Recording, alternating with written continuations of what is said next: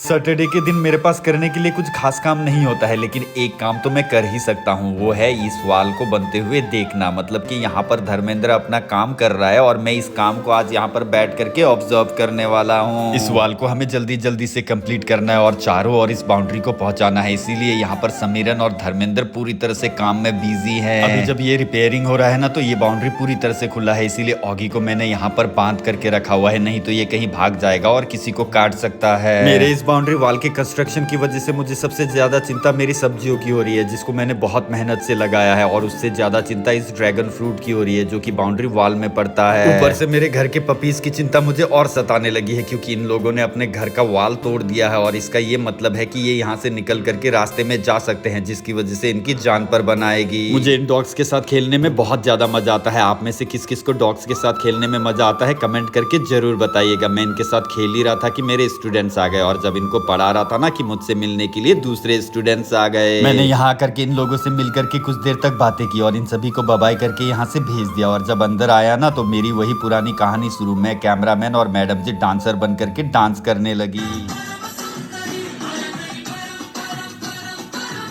एक औरत के लिए अपनी इच्छाओं को पूरा करना इतना आसान नहीं होता है। इसको अपने बच्चे को किसी और को पकड़ाना होता है और फिर आकर के खुद डांस करना होता है। जब तक ये डांस कर रही है तब तक जाकर के मैं लकड़ियां फाड़ लेता हूँ।